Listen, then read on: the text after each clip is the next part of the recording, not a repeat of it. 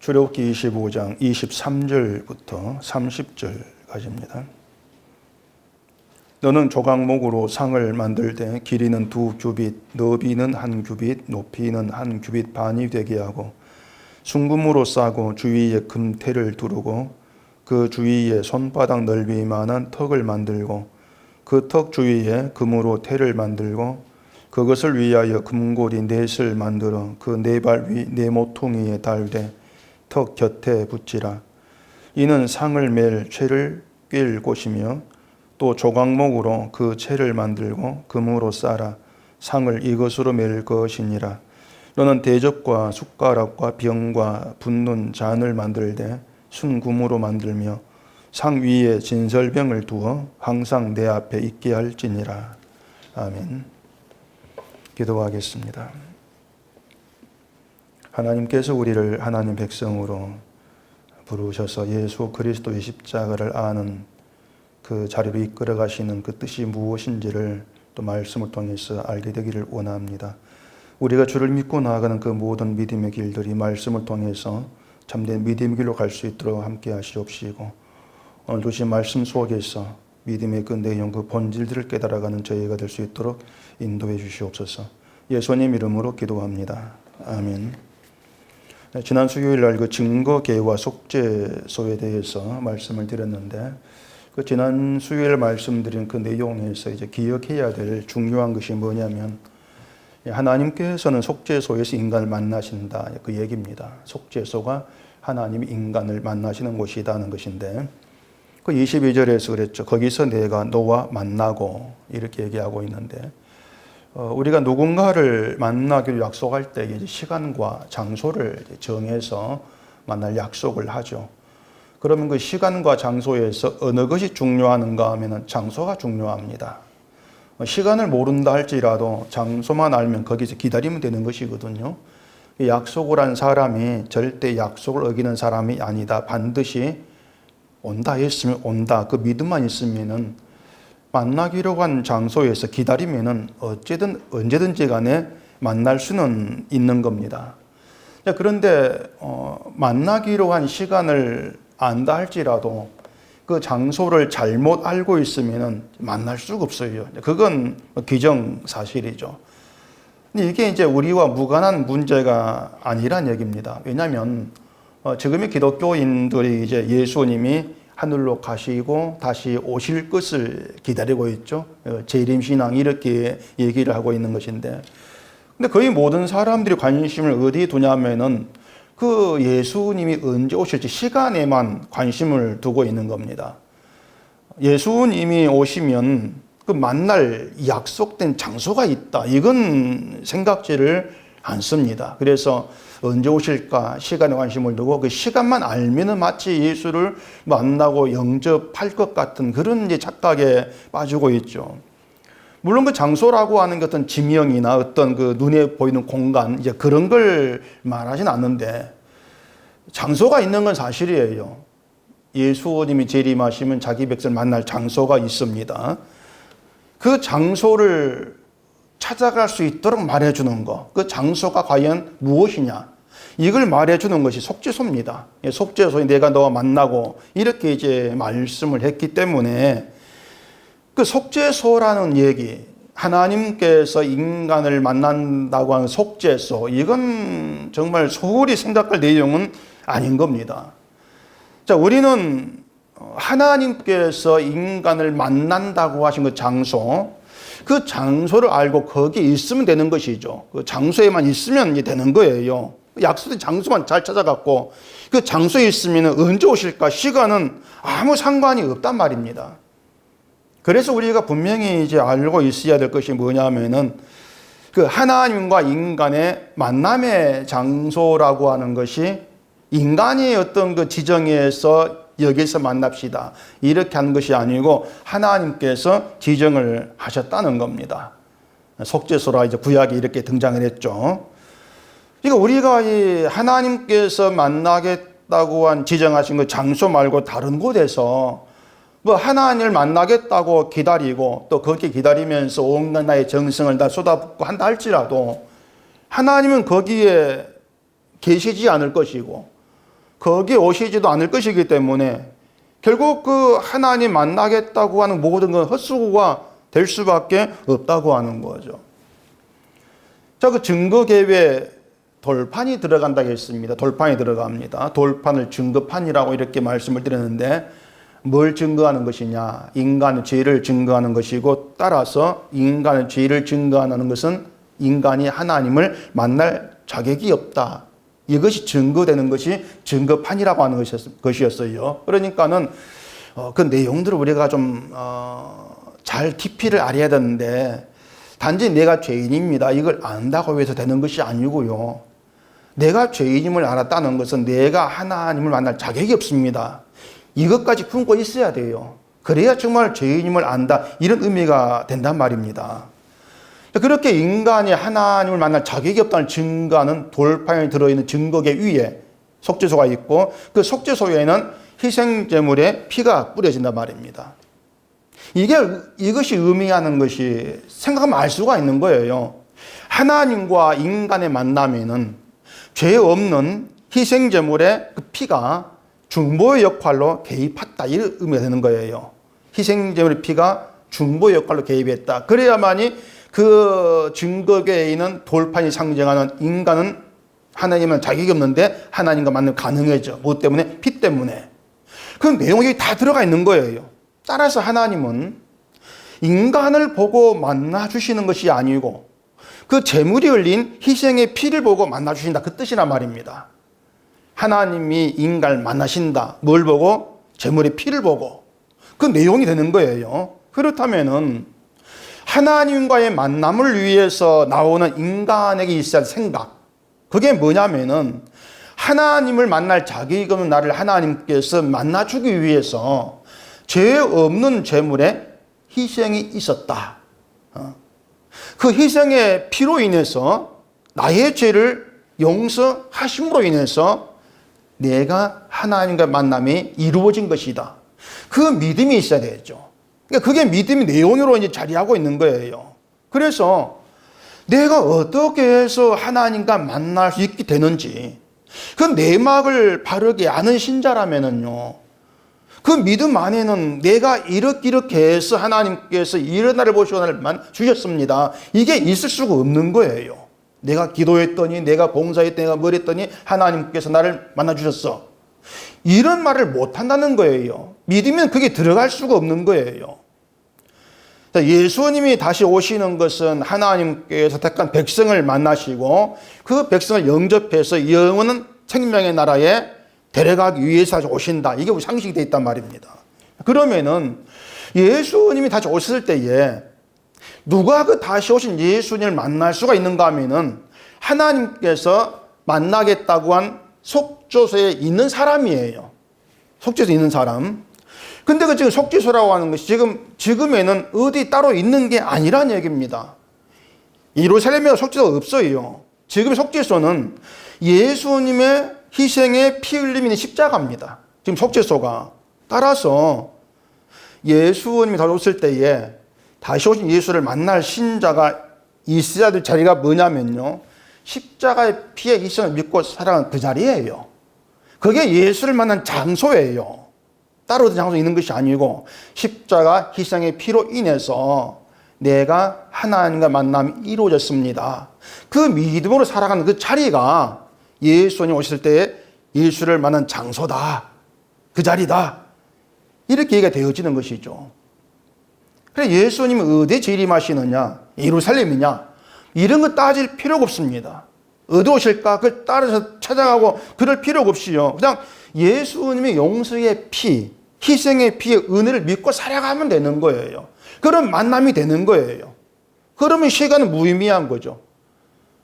예수님이 다시 오신다고 했으니까 오실 것이고, 언제든 오실 것이고, 때문에 신자는 예수의 피의 은혜를 믿는 자로 살아간다면 이미 그건 예수를 만난 겁니다.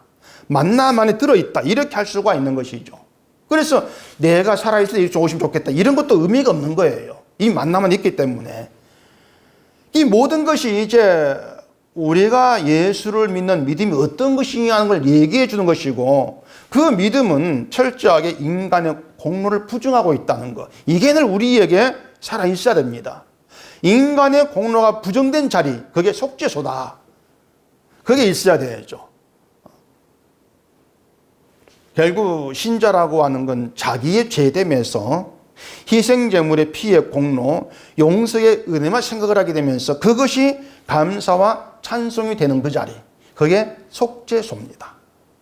우리에게 죄로 인한 저주의 존재인 인간을 불쌍해서 만나 주신다는 거, 그 용서의 은총의 자리, 그게 십자가, 그게 속죄소다. 그게 우리의 그 믿음의 내용으로 있어야 되는 것이죠. 이게 믿음이 굉장히 중요한 문제예요. 중요한 문제이기 때문에 제가 다시 말씀드리는데, 그 하나님과 만남을 위해서 속죄소로 나온다면은요, 그 속죄소에서 인간이 나에 대해 판단할 수 있는 건 난 실패 이겁니다. 난 실패자야. 그게 자기에 대한 판단이 돼야 돼요. 난 실패자고 저주받을 존재일 뿐이고 죄인의 괴수일 뿐이라고 하는 이것이 속죄소에서 희생제물의 피를 바라보는 인간에게 있을 고백이다. 이렇게 되어지는 거죠. 이게 이제 십자가에서 예수를 만나는 신자 고백인 거예요. 예수를 만났을 때 그런 고백이 나와지게 되는 것이죠. 근데 내가 어떻게 하면은 신자답게 되고 내가 복을 받을 수 있을까? 또 이런 생각이 늘 머물러 있다면 그건 십자가 예수를 안 보는 겁니다. 예수의 피를 보지 않는 것이고 예수를 죽인 바리새인 사고방식일 뿐이다. 이런 결론을 내릴 수밖에 없는 거죠. 자, 오늘 본문은 이제 상을 만들라 그런 내용이 되어 있습니다. 상을 만들어라. 30절에 보면은 상 위에 진설병을 두고 항상 내 앞에 있게 할지니라 이렇게 얘기합니다. 상을 만들고 그 상 위에다가 진설병을 두라는 겁니다. 그게 상의 역할이죠. 진설병은 떡을 얘기합니다. 떡을 말하는데 상 위에 진설에 놓은 떡이다 이런 의미의 진설병 이렇게 얘기를 하고 있는 겁니다. 그래서 이제 상을 진설병상이라고도 하고 떡상 이렇게도 이제 불러요. 상 위에 진설된 떡은 모두 12개입니다. 레위기서 한번 찾아보십시오. 레위기서 24장. 레위기 24장 5절. 너는 고운 가루를 취하여 떡 12를 굽되 매 덩이를 에바 10분 이로 하여 여호와 앞 순결한 상 위에 두 줄로 한 줄에 6씩 진설하고 그렇게 얘기하죠. 떡을 12개를 만들어 가지고 6개씩 두 줄로 이제 진설을 하라는 겁니다. 떡이 12개라고 하는 건 이스라엘의 12지파를 얘기한다. 이것은 뭐 쉽게 알 수 있는 내용이고요. 이 떡은 누룩을 넣지 않은 무교병입니다. 진설할 떡은 무교병을 얘기합니다. 그리고 매 안식일마다 새 것으로 바꾸어 가지고 진설하도록 이렇게 이제 되어 있습니다. 이 진설병이 놓이는 장소가 이제 성소 안에 성막 안에 성소라는 곳인데 하나님이 성막을 지으라고 하시고 그 성막 안에 이제 성소라고 하는 그 공간이 따로 있습니다. 그리고 성소에 들어가면은 거기에 진설병을 놓은 상이 이제 배치가 됩니다. 성소 안은 가로로 이제 휘장으로 쳐가지고 이등분으로 나눠지게 됩니다. 둘로 나눠지게 돼요. 그리고 안쪽 공간을 지성소 이렇게 얘기하는데 그 지성소에 증거궤가 있다. 뭐 이런 건 다 아실 겁니다.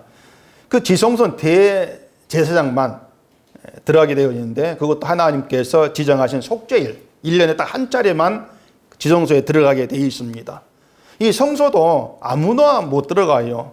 하나님께 허락한 사람 제사장만 이제 들어가게 되어 있는데 이 성막, 성소 이런 것이 어떤 무슨 두꺼운 바위 같은 것으로 만들어진 것이 아니고 그냥 짐승 가죽이고 천으로 만들어진 것이거든요. 이 당시에는 그 천으로 만들어진 어떻게 허술한 그런 공간인데 근데 아무나 함부로 들어가면은 죽어요.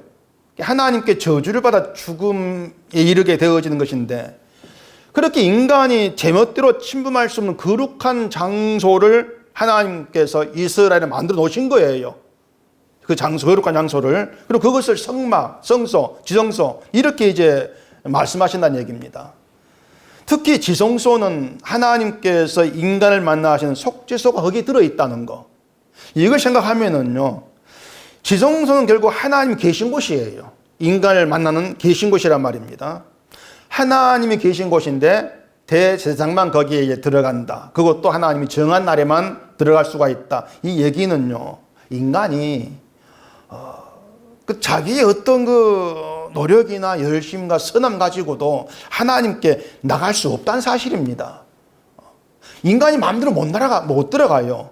하나님께서 허락한 한 사람만, 허락한 날에만 들어오게 돼 있다는 것은 사람이 어떤 자기가 뭐 잘한 것 가지고 하나님을 만날 수 있는 그런 것이 아니라는 것을 이스라엘에게 갖고 가르치기 위해서 그 성막, 성소를 짓게 하신다는 거예요. 그리고 인간이 내 마음대로 하나님께 못 나가. 이게 기독교 신앙 근본이 돼야 한단 말입니다. 그게 근본 돼야 되는데 이게 무너져 버리기 때문에 사람들이 참 내가 잘한 것만 들고 가면 하나님께서 기뻐해가지고 받으실 것으로, 만나주실 것으로 이렇게 착각을 하는 거예요. 그게 엄청난 신앙의 잘못된 착각이거든요. 그래서 우리가 성막이나 또 성막과 연관의 성소 또 이런 진설병 이런 내용들을 통해서 우리가 생각해야 되는 것은 과연 어떤 사람이 하나님께서 만나주시는 하나님 백성이냐 이 문제입니다. 누가 하나님께서 만나시는 백성이냐 이게 우리가 늘 이런 내용을 통해서 우리가 찾아가야 하는 거예요. 자, 이스라엘이 이제 제사장 성소에 들어갑니다. 성소에 다 들어가면은 접하게 되는 것이 이제 진설병 상이고 그리고 32절 나오는 이제 등잔대가 있습니다. 그 성소에는 이제 등잔대하고 진설병과 상이 거기에 이제 배치가 되는 거예요. 그리고 뒤에 얘기하는 지성소가 있고 그 안에 증거궤가 있어요. 자, 증거궤가 있는 지성소에서는 용서의 은총이 부러집니다. 지성소라고 하는 것이 피가 부러지면서 하나님의 용서 은총이 베풀어지는 곳, 그게 지성소예요. 자, 그러면은 지성소에서 베풀어지는 용서의 은총을 누가 받을 수가 있느냐? 이걸 생각해야 돼요. 누가 용서의 은총을 받을 수가 있느냐? 그걸 말해주는 것이 진설병, 그리고 등잔대, 바로 이 문제란 말입니다. 그러니까 아무나 용서의 은총을 받아 누리는 것이 아니라는 겁니다. 하나님 백성만 받게 되어 있는데 용서 은총을 누가 그런 백성다운 것이 누가 백성이냐 이 문제를 알아야 되죠. 하나님이 택한 백성만 은총을 받는데 그들이 누구냐 어떤 사람이냐 이것을 이제 성소에 있는 것으로 말씀해 주고 있다는 겁니다. 그걸 말해 주는 것 중에 하나가 진설병이다. 그 얘기가 되는 거예요. 자, 진설병은 무교병이라고 했습니다. 누룩을 넣지 않은 떡. 자, 무교병 그러면 생각나는 게 유월절이에요. 유월절 생각나고 유월절 배경인 출애굽이란 말입니다. 자, 이스라엘이 애굽에서 어떻게 나왔는가 하는 것을 다 잘 아실 겁니다. 무교병이 어떻게 연결된 거 아실 것이고 애굽의 마지막 재앙이 장자 재앙인데 장자 재앙 때 죽음의 천사가 애굽을 다니면서 사람이든 짐승이든 처음 태어난 다 죽이잖아요. 그 재앙이었죠. 마지막 재앙이었죠. 자, 그때 문설주에 어린 양의 피를 바른 그 집만 죽음의 천사가 지나가면서 살게 되어집니다. 근데 어린 양 피만 바른 것이 아니고 그날 저녁에 어린 양 고기와 함께 무교병 쓴 나무를 함께 먹으라겠습니다. 찾아볼까요?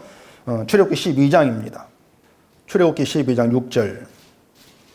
이달 14일까지 간직하였다가 해질 때에 이스라엘 중 그 양을 잡고 그 피로 양을 먹을 집 문 좌우 설주와 임방에 바르고 그 밤에 그 고기를 불에 구워 무교병과 쓴 나물과 아울러 먹되 그렇게 얘기하죠. 그러니까 어린 양의 피로 인해서 살아난 그 밤에 어린 양 고기와 함께 무교병 쓴 나물을 먹으라 이렇게 이제 하고 계신 뜻이 이게 무슨 뜻인가 하면은 죄 없는 어린 양의 고난 희생으로 인해서 너희가 살았다는 걸 기억하라는 거예요.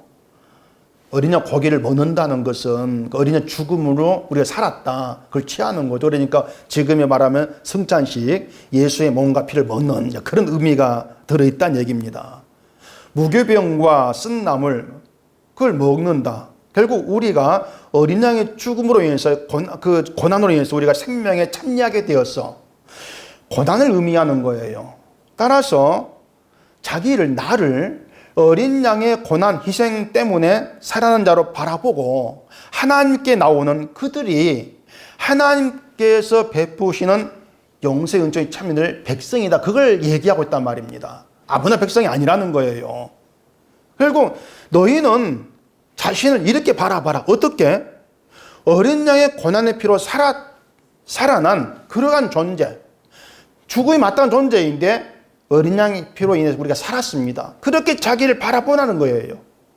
그걸 가르치기 위해서 진설병을 만들어 상에 진열해라 이렇게 얘기하고 있다 그 말입니다. 자, 기독교가 얘기하는 것은 십자가의 피를 죽으신 예수를 믿어야 구원을 받는다. 이게 기독교 얘기하고 있는 것입니다. 예수님이 십자가 흘린 그 피가 우리를 모든 죄 구원했다. 이게 이제 얘기하죠. 이걸 믿음이라고 하죠. 다 맞는 말이에요. 예수의 피가 우리를 죄에서 구원했고 용서했고 그 피를 믿음으로 구원받는다. 기독교 진리이고 복음인 것이죠. 그런데 예수를 믿는다는 기독교인들이 잘못하고 틀리는 거. 그게 뭐냐면은 십자가의 피를 죽으신 예수를 믿는 그 믿음이 어떤 것이냐. 그 믿음의 내용에 대해서는 전혀 생각하지를 아니한다는 겁니다. 이게 잘못된 거예요. 자, 하나님께서 애굽에 장자 재앙을 내리실 때에 장자가 죽고 죽지 않고 하는 기준은 피였습니다. 양의 피였죠.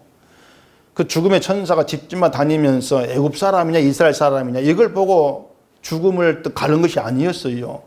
죽음의 이유를 결정지었던 것은 어린 양의 피였습니다. 그 집에 누가 있든지 간에 문설주에 피가 발라져 있으면 그냥 지나갔던 거예요. 만약 그 집에 애굽 사람이 있다? 그럼 그 애굽 사람 구원받는 것이죠. 죽지 않은 것이죠. 피가 발린 집에 살인자가 있다 할지라도 피 때문에 살아나요. 안 죽어요. 온 세상에 칭송을 받는 도덕군전 집이라 할지라도 피가 발리지 않으면 그 집 장난 죽어요. 죽음에서 피할 수가 없어요. 장자가 죽는다는 것은 다 죽었다. 다 죽으면 저도 이 뜻이란 말입니다. 따라서 이스라엘은 피를 기준해 가지고 살아갈 자로 부름 받았다 그 뜻이에요. 피를 기준해 가지고 살아갈 자로 부름 받았다는 것이죠. 이것이 약속의 땅에 들어간 이스라엘 삶의 기준이 되었단 말입니다. 자기들의 어떤 공로가 아니고 피가 하늘 기준 돼야 돼요. 그게 약속의 땅에 있게 하는 뜻이 되는 거예요. 자, 그러면은 어린 양의 피가 삶의 기준이다. 이게 뭘 의미하는 것이겠습니까? 늘 이것만 생각하시면 돼요. 그 어린 양의 피가 기준이고 어린 양의 피로 살았다고 하는 것은 그 피라고 하는 건 인간의 그 어떤 거 다 배척해버린다. 이것만 기억하면 되는 거예요. 하나님 앞에서 나의 자격과 나의 공로와 나의 조건과 나의 의로움 그 어떤 것도 내어놓을 수 없는 거. 이게 피가 기준된 어떤 인간의 그 모습, 구별됨. 그걸 말해주고 있다고 하는 것입니다. 근데 만약에 누구랄지라 내게 있는 것을 내어놓는다면 그건 기준이 피가 아니고 나다. 이런 의미가 돼버리는 거예요. 내 행함을 기준해 가지고 나를 복주십시오. 이런 의미가 되는 것 때문에 그것은 결국 그 어린 양의 피를 믿는 것이 아니다.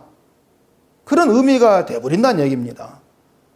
바로 그런 사람, 피가 기준이 아니고 나를 기준해 가지고 내 걸 내어놓는 그런 사람들이 하나님 베푸신 용서의 은총에 함께하지 못할 자다.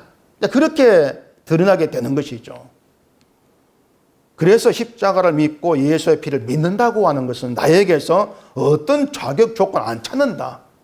그게 담겨 있는 것입니다. 이런 내용을 여러분들이 계속 들어왔던 것이고 또 잘 알고 있는 내용이란 것 때문에 마치 같은 영화를 반복해 보는 것처럼 지루하게 그런 느낌을 가지기 쉬운데요. 그 인간이라고 하는 것은요, 하나님의 용서의 은혜와 풍요를 잊고 살아간다는 것을 늘 놓치는 것입니다. 그 인간됨이에요. 이걸 먼저 깊이 생각을 해야 돼요. 인간은 늘 하나님의 용서의 은혜와 풍요를 놓치고 살아간 사람이다. 그거예요. 예수의 피를 믿는 것이 나에게서 조건과 자격을 찾지 않는 것이다. 이걸 말로 들으면 잘 알고 있다. 이렇게 생각하는데 막상 사는 걸 보면은 그렇지가 않다는 겁니다. 그게 어떻게 드러나는가 하면은요, 그 신앙생활에서 내가 죄라고 생각되는 것이 나에게 보일 때, 그 행동을 했을 때에 나 자책을 하면서 이런 내가 신자가 맞나? 이런 근심을 해요. 신자가 죄에 대해 생각을 하고 자책하고 부끄러워하는 것은 옳다고 할 수 있을 겁니다. 근데 그것이 내가 신자가 맞나? 이렇게 자기를 확인하려고 하는 그런 방향으로 나가는 것이 아니고 그 자기의 죄되면서 용서의 은총의 은혜가 얼마나 크고 깊고 높은 것인가. 이걸 아는 방향으로 가야 되는데 그렇지를 않는다는 거예요. 그게 잘못됨이라고 하는 거죠. 그래서 믿음이라고 하는 것은 죄를 짓지 않게 하는 것이 믿음의 역할이 아니고요. 자기의 죄에서 은혜의 깊이를 알게 하는 겁니다. 은혜를 알게 하는 것이고 그 십자가에 피를 죽으신 예수만 믿고 의지하는 그런 자로 살아가도록 하는 능력이 바로 믿음이라고 하는 거예요. 근데 믿음의 의미를 자꾸 모르기 때문에 믿음이 있고 내가 성령 받았으면 죄를 이겨야 되고 죄를 짓지 않아야 되고 자꾸 이런 생각 붙들려 버리는 것이죠. 그렇기 때문에 결국은 자기 행함을 가지고 내가 얼만큼 죄를 이기고 죄를 안 짓고 살아가는가 그런 자기를 가지고 자기를 판단하는 그런 잘못 때문에 세어나지를 못하고 있는 것이죠. 이래 가지고 내가 신자할 수가 있는가 그런 생각들. 결국 그런 게 뭐냐면 내가 뭔가 잘하는 것이 보일 때에는요 생각이 내가 이래 신자답고 믿음을 살구나 그렇게 자기를 인정해 버린다는 거 이런 것들이 뭐냐면 속죄에서 의미를 모르는 것이고 그게 십자가를 모른다는 말입니다. 그렇기 때문에 심각한 중대한 문제다 이러한 내용들이 이걸 우리가 간과할 수가 없는 거예요. 신자답다고 하는 것은 신자다운 행동을 해서 신자다운 것이 아닌 것입니다. 그렇기 때문에 믿음이라고 하는 것은 자기를 저주받은 자로 보는 것, 자기를 비참한 자, 불쌍히 여김받을 자로 바라보는 것, 이건 믿음이다. 이걸 자꾸 잃어버리는 거죠. 마태복음 9장 한번 찾아보십시오. 마태복음 9장 27절. 예수께서 거기서 떠나가실새 두 소경이 따라오며 소리질러 가로되 다윗의 자손이여 우리를 불쌍히 여기소서 하더니 예수께서 집에 들어가심에 소경들이 나오거늘 예수께서 이르시되 내가 능히 이 일을 할 줄을 믿느냐 대답하되 주여 그러하오이다 하니 이에 예수께서 저희 눈을 만지시며 가라사대 너희 믿음대로 되라 하신대. 소경 둘이 예수를 부르면서 우리를 불쌍히 여기소서 이렇게 외친단 말입니다. 자기들을 불쌍히 여기시고 불쌍한 자에게 자비를 베풀어 달라 그런 의미죠. 이 소경들에게 예수님이 내가 능히 이 일 할 줄을 믿느냐 이렇게 말합니다. 이 말씀을요 우리가 표면적으로 보면은 내가 너희 눈을 뜨게 할 줄 믿느냐 이런 의미가 되는 거예요. 근데 그런 의미가 아니에요. 자, 소경들이 불쌍히 여기달라고 하면서 예수님을 자기들에게 자비를 베풀을 자, 불쌍한 자에게 자비를 베푸는 분 이렇게 믿었다면은 너희가 나를 믿느냐 이 말은요 나를 자비를 베풀 자로 믿는 그 뜻이에요. 불쌍한 너희에게 자비 베풀 자로 나를 바라보느냐 이 뜻이에요. 소경들이 그러하고 답하고 예수님이 내 믿음대로 되라 이렇게 얘기한단 말입니다. 그러니까 믿음대로 되라고 하는 것은 예수님을 불쌍한 나에게 자비를 베풀 자로 믿는 그 믿음대로 너희가 나의 자비를 잊게 될 것이다. 그 증거물로 눈을 뜨게 하신다 그 말입니다. 눈 뜬 건 그냥 증거물이에요. 믿음이 예수님이 내 눈을 뜨게 믿습니다. 그 믿음이 아니란 얘기입니다. 자비를 베풀 자는 믿는다, 바라본다. 그게 믿음의 내용이 되는 거예요. 그러니까 그게 믿음의 내용이고 이 믿음 있는 신자라면은 자기를 당연히 불쌍히 여길 자로 바라보고 예수를 찾아 나온다는 얘기입니다. 나는 불쌍히 받아야 될 사람이다. 이렇게 자기를 보는 거예요. 난 비참한 자야. 난 저주받을 자야. 난 불쌍히 여기지 않으면 나는 그냥 비참한 빠질 그런 자밖에 안 돼. 그렇게 자기를 바라볼 자로 예수께 나온다는 얘기죠. 이게 신자다운 거예요. 그게 믿음인 것이고 이런 믿음으로 예수를 바라본 신자는요 예수의 자비를 구하는 것이지 예수님 뭐 능력에 풀어가다 잘 살 이걸 안 바라본다는 얘기예요. 그게 믿음 내용이 되는 거예요. 결국 십자가를 믿는다고 그것이죠. 예수님이 그 피로 인해 자비를 내가 자비에 받았어. 그게 믿음의 내용이 되는 거예요. 그렇기 때문에 내가 뭔가 그럴듯한 행동과 실천을 하고 신이답게 보이면은 복을 베풀겠지. 이건 분명히 잘못된 믿음이 아닌 것이 되어버린다는 얘기입니다. 그래서 믿음에는 우리가 신자답게 살면 이게 분명히 없어요. 물론 성경에 말한 신자다움은 있습니다. 그런데 성경에 말한 신자다움이라고 하는 것은 우리가 생각하는 신자다움과 달라요. 질적으로 달라요. 성경에 말한 신자다움은요, 그걸 가르쳐 주는 것이 진설병이란 말입니다.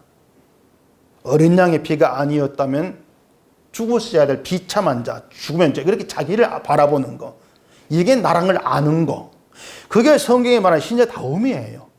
그렇게 시작을 하는 거예요, 믿음이라고 하는 것은. 그 성소와 지성소를 다시 생각해 보세요. 지성소에는 속죄소가 있다고 했습니다. 하나님 속죄소에서 인간과 만나신다고 했어요. 그리고 속죄소가 있는 지성소로 들어가기 위해서는 진설병과 상 등대간 성소를 지나갑니다. 우리가 생각할 것은 하나님께서 왜 이런 걸 이스라엘 안에 만들어 놓으신단 말이에요. 왜 그런 걸 복잡하게. 진설병에 있는 성소를 지나가지고 지성소로 들어간다고 하는 것은 하나님이 인간을 만나신다고 하는데 하나님과 만날 백성이 누구냐 이걸 지금 가르쳐준단 말입니다. 아무나 와라 이것이 아니고 이러한 백성만 하나님과 만남이 있을 것이다 그 말이에요. 그게 누구냐? 진설병이 가르쳐준 것처럼 나의 비참함, 내가 죽음의 소식을 아는 자, 그들이다. 그들이 백성이다. 이걸 말해주고 있는 것이죠. 나를 불쌍한 자로 보면서 하나님의 자비, 은총과 긍휼을 구하는 자로 하나님께 나갈 때 그 속죄소에 베풀어지는 용서의 은총이 감사하게 되어지는 거죠. 그 감사함이 있는 자, 이들이 하나님 백성이다. 결국 하나님께서 성소 이런 걸 만들어 가지고 이스라엘에게서 보호자 하시는 것은 용서의 은총에 감사하는 거예요. 감사함이 있는 그들이 나의 백성이다. 그 감사함이 나에게 영광이 되어진다. 그게 하나님 기쁨이 된다. 이걸 가르치고 있는 것입니다. 결국 이렇게 용서의 은총으로 인해서 감사함이 있는 이런 신자에게만 정말 희생제물의 피가 은혜로 다가오는 거죠. 예수의 용서가 정말 용서로 다가와지게 되는 것이죠. 우리가 아무리 발본신다 할지라도요, 죄에서 벗어날 수가 없습니다. 우리는 믿음의 문제에서 실수하고 실패하고 살아가요. 그래서 내가 신자짓 못하다고 자책을 한다 합시다. 이걸 어떻게 해결해야 되겠습니까? 난 신자짓 못해. 그럼 좀 더 열심히 해가지고 좀 신자답게 되자. 이렇게 다짐만 해가지고 되는 문제겠습니까? 안 되거든요. 내가 신앙이 나온 행동을 하자고 결심한다고 되는 문제가 아닌 거예요. 내 다짐, 내 결심, 그걸 안 돼요. 아무리 결심해도요, 우리가 자기를 바라볼 때에는 늘 실패하는 이 모습밖에 안 보이는 거예요. 근데 늘 그런 고민에 빠져 있으니까 십자가의 은총의 세계를 보지를 못하는 거예요. 나만 바라보니까. 내가 왜 이럴까? 이것만 생각하니까. 결국 그런 문제 해결은요, 하나님이 인간을 만나시겠다고 그 자리에서 우리가 답을 찾을 수가 있는 거예요. 인간을 만나시는 자리에서. 그리고 그 자리로 나아갈 때에 내가 누구인가 하는 것을 진설병을 통해서 분명히 인식을 해야 되죠. 비참한 자, 불쌍히 여김받을 자로 하나님께 나아가라는 겁니다. 그래야만이 그 피로 인한 용서의 은총을 우리가 알게 된다는 것이죠. 감사함이 있게 되어진다는 것이에요. 그게 하나님의 나라다. 그게 백성다움이다. 이것을 계속해서 성경이 얘기하고 있단 말입니다. 인간이 그런 존재라는 걸 알고 희생 제물의 피가 있는 그 세계, 그 십자가의 세계를 생각이 되어지면은 우리가 하나님의 용서를 깨닫게 되어지고 자비하심을 알게 되어진 이것이야말로 하나님께 우리 신자로 불러서 주어진 최고의 복이라고 우리가 알 수가 있는 거죠. 나의 복은 내가 용서 은총을 아는 것이야. 이렇게 고백하게 되어지는 거예요. 그게 믿음의 세계예요. 그런 모든 것들이. 신자가 그런 믿음 가운데 있게 되어지면은요, 내가 뭐 믿는다는 이유로 해가지고 뭘 달라고 한다는 것, 정말 엉터리다는 것을 우리가 분명히 알게 되어지는 거죠. 그런 믿음의 길이 하나님 안 계십니다. 예수가 오셨을 때에도 그런 길에서는 주님과의 만남이 있을 수가 없는 거죠. 마지막 때 예수님 만남이 없는 모든 세계가 결국 심판에 해당될 수밖에 없다. 이걸 생각하면은요, 정말 바른 믿음을 알고 그 믿음의 길을 바르게 간다는 것은 중대한 문제일 수밖에 없는 거예요. 왜냐하면 그 길에만 복이 있고 생명이 있기 때문에 믿음이 뭔가, 이걸 말씀을 통해 늘 우리가 찾아가야 하는 것이죠. 그 상위에 진설병을 두어서 항상 내 앞에 있게 해라 이렇게 말합니다. 항상 내 앞에. 그러니까 하나님 앞에 늘 있을 자는 진설병을 통해서 인간임을 제대로 아는 자. 네가 어떤 존재인가를 제대로 알고 내 앞에 나와라. 늘 그게 하나 요구가 되어지는 거예요.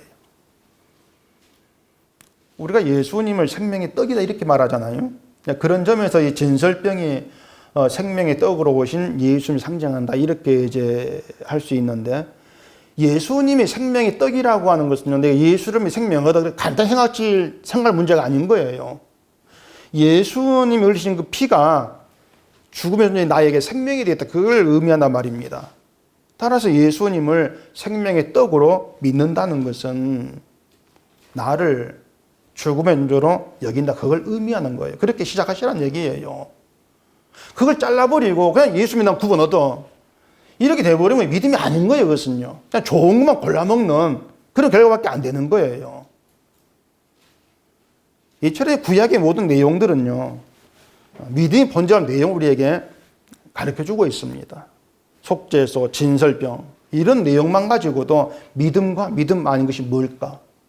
분명 구별이 가능하게 되어지는 거예요. 신약에 넘어와서는 예수를 믿는 것이 뭐고, 십자가 세계가 무엇이고, 십자가 내가 나오는 게 뭘까? 이런 모든 것들, 이런 내용 하나만 가지고 우리에게 말해주고 있는 것이 된단 말입니다. 그래서 구약을 통해서 신약을 우리가 보는 것이고, 그렇게 했을 때에 믿음의 세계를 바르게 분별해 갈 수 있게 되어지는 겁니다. 인간은 생명에 가는 길을 알지를 못합니다. 또 스스로 생명의 길로 갈 수 없는 그런 존재들입니다. 그런 인간을, 우리를 하나님께서 어떻게 만나시는지, 그리고 하나님께 나아가서 하나님을 만날 수 있는 하나님 백성이 누구인가 가르쳐주는 중대한 내용들이다. 이런 내용들을 통해서 신자라는 게 어떤 사람인 것이고 믿음이 무엇인가를 바르게 이제 우리가 배워가면서 정말 우리가 하나님의 용서의 은총을 받아 누리고 또 사랑을 입은 자다운 그런 바른 믿음의 길로만 가는 복된 신자, 그게 이제 우리가 하나님의 복을 받아 누리는 것임을 늘 기억하면서 이런 믿음의 길로 가는 저희가 되기를 바랍니다. 기도하겠습니다. 우리 아버지 하나님, 우리가 성경을 볼 때마다 알 수 있는 것은 인간이 생각하는 그런 믿음을 하나님께서 용납지를 않으신다는 것입니다. 하나님 이스라엘 통해서 하나님께서 인간을 만나시는 길, 그 자리, 누가 하나님의 백성다움인가, 이런 모든 것도 우리 가르치고 있습니다. 이런 내용들을 통해서 십자가에서 주를 믿는 믿음이 어떤 것인가 배워가게 하시고 온전히 주님의 용서의 은총을 깨닫고 그 은총으로 감사할 수 있는 참된 믿음의 길로만 가는 저희가 되도록 해주시옵소서. 예수님 이름으로 기도합니다. 아멘.